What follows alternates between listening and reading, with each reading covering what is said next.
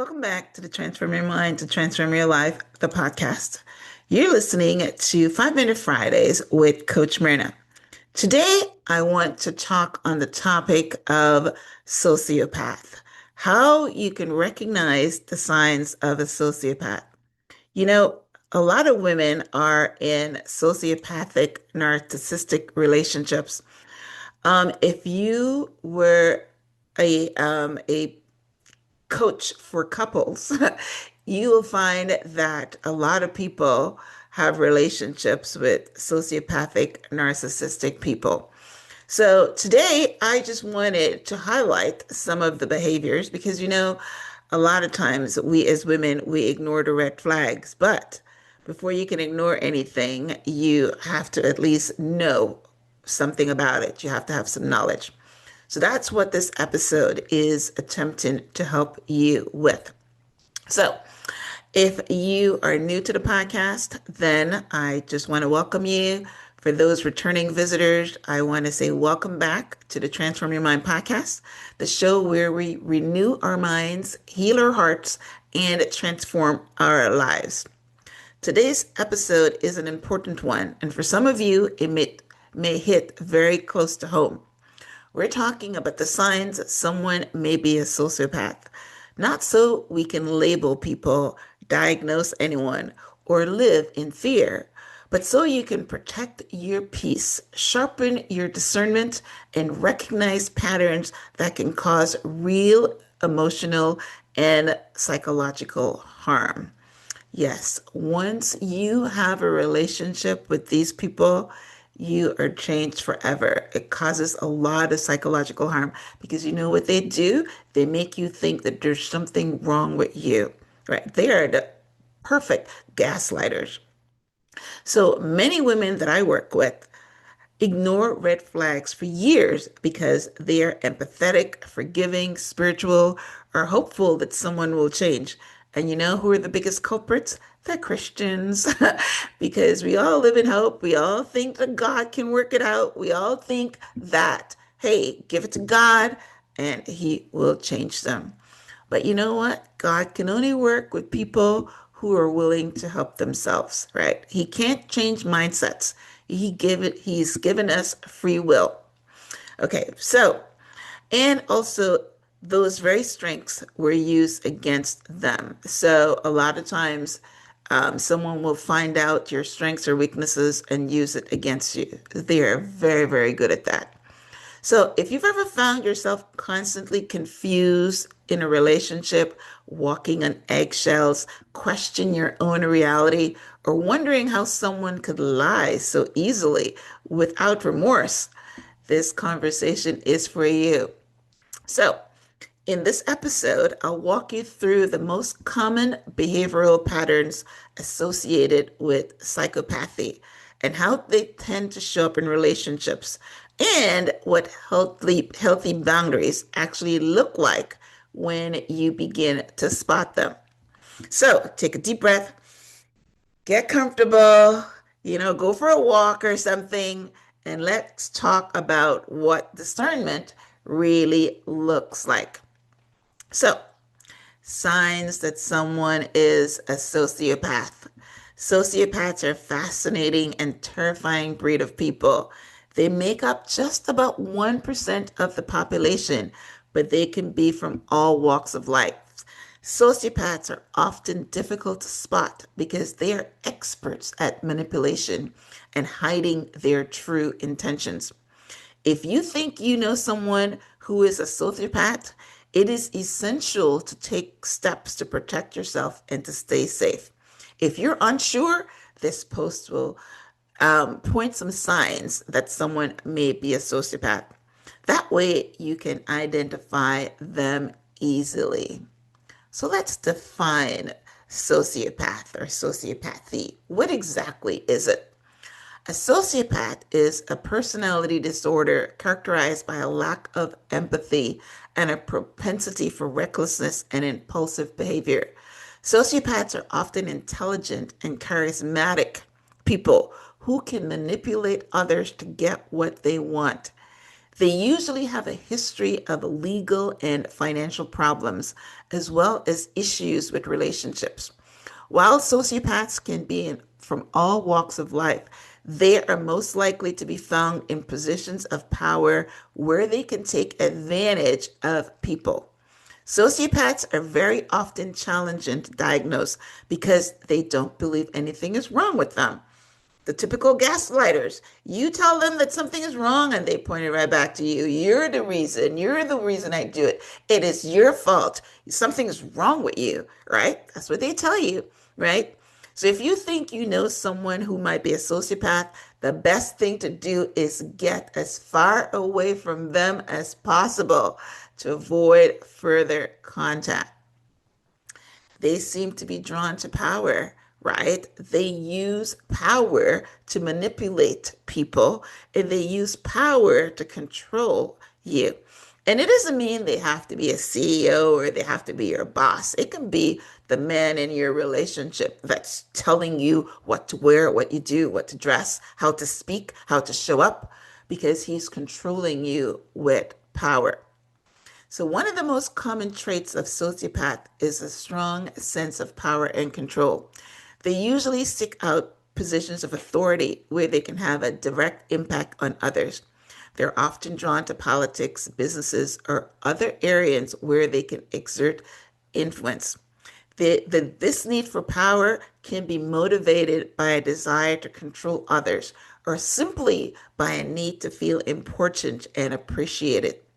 However, it is also important to note that not all sociopaths are drawn to positions of power. Like I said earlier, they can just be your boyfriend or your husband or your friend, right? Any relationship where they think that they can control others, right? They easily become hostile when they don't get their way. Many people display sociopathic tendencies at some point in their lives, but only a small minority of individuals could be true sociopaths. One of the most common telltale signs of a sociopath is a quickness to anger and hostility. While everyone gets angry from time to time, sociopaths tend to react with disproportionate rage to even the slightest provocation because they feel little empathy for others and see them as objects to be manipulated or controlled. So when things don't go their way, they get really, really angry, right? So, yes, and that is another way of control because if you know that your husband, boyfriend, boss, or whatever gets real angry, what are you going to do? You're going to tippy toe around them. You're going to become a pleaser, right? So that is one of the ways of control because who wants to be around when someone loses it and you're afraid that they might hit you, whatever they want to, whatever they do when they're angry. So yeah, you try to avoid that as much as possible. So another sign is they make irrational decisions. It is believed that sociopaths are known for their capacity for violence and lack of empathy. However, another key trait of sociopaths is their propensity for making irrational decisions, which may seem counterintuitive, as it would seem that someone incapable of feeling empathy would also be incapable of making emotionally driven decisions. However, their complete absence of fear distinguishes sociopaths from other people. While the rest of the population may hesitate to take risks or make choices that can result in negative consequences, sociopaths have no such fear, leading them to make impulsive, destructive decisions that appear completely irrational. In reality, however, these decisions are often calculated risks that a sociopath is willing to take to achieve their goals. No risk, no reward, right? In this way, the capacity for making irrational decisions is one of the defining characteristics of a sociopath. Another sign is they seem to lack a moral compass. Yes, no moral compass. They say that we're all born with a conscience, right? But that's something that sociopaths doesn't seem to be born with. They have no conscience. They can rip you apart or rip your life apart or steal all your money, send you to the poorhouse, and they have no remorse whatsoever, right? So it's another one of the notable traits is lack of moral compass. To a sociopath, there's no such thing as right and wrong. Only what works for them at the moment. This lack of morality can manifest itself in many different ways. For example, a sociopath might have no problem lying, cheating, or stealing if it means getting what they want. Yes, they will send you to the poorhouse so that they can build up their bank account, right? They will lie and cheat in a relationship and don't feel when you ask them when they get found out or they get caught, they says, "Oh well, it's your fault. You drove me to it." Yeah, no moral complex whatsoever. So they struggle to keep close relationships. And ladies, this is a red flag. If you're starting a relationship with a guy that can't seem to be in a relationship for more than 6 months, 3 months, 2 weeks, or whatever, and he's just gone through a lot of them, that is your red flag, okay? Because sociopaths cannot form long, close relationships. It is often said that the best way to tell if someone is a sociopath is by the relationship. Just said that. Sociopaths are notoriously bad at keeping close relationships because they have difficulty empathizing with others and cannot truly connect at a deep level. As a result, they often come across as cold, distant, and uncaring because they are. They also have a history of short lived relationships and cannot commit to a long term relationships. While it's true that sociopaths struggle to maintain close relationships, there isn't always a surefire sign of sociopathy. Many other factors can contribute to difficulties in relationships, such as childhood trauma, which is what we talk a lot about on this show, or mental illness, right? Yes, even the spectrum of autism, Asperger's, right? That's one of the things that, happens where they can't connect. Or, I was a foster parent, and a lot of the kids in foster parent cannot form attachments. They have something called attachment disorder. So it doesn't always mean a sociopathy, but we're talking here about the signs, the red flags that you shouldn't ignore. Look deeper and understand before you jump in and get your heart broken and your money stolen and your peace disrupted. Right. So, as we wrap up this episode, right? If today's episode stirred something in you, you've been in a relationship, you got out of one, you're in one, right? Clarity, validation, maybe even grief. I want you to know this. You are not weak or miss for missing the signs. Manipulative people are often incredibly skilled at hiding who they truly are. And awareness is not about blame, it is about freedom. When you learn what unhealthy patterns look like, you stop spiritualizing abuse, excusing cruelty, or explaining away behavior that keeps harming you. You can start trusting yourself again. So, if this episode resonated with you in any way, I encourage you to share it with someone who may need it. Your girlfriends, right?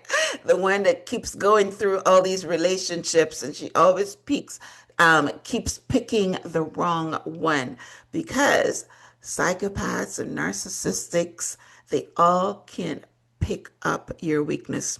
So share it with someone who you think might benefit from this information.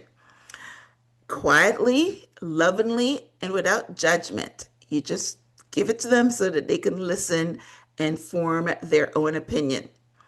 Remember, the goal is not to become suspicious of everyone. The goal is to become so emotionally healthy that dysfunction can no longer stay hidden in your life, We're taking off the blinders. If you're ready to go deeper in your healing journey, make sure you're subscribed to the podcast and signed up for, subscribe to the podcast so you can definitely um, get the new episodes every week. I do solo episodes twice a month. And the other times I interview guests. But every episode is so that you can transform your mind, transform your life, transform your relationships, and your emotional health, your faith, and transformation. All these conversations is so that we can take you down that path. So thanks again for tuning in. Until next time, remember to renew your mind, guard your heart, and keep becoming the woman God created you to be. Thanks again for tuning in. Until next time, namaste.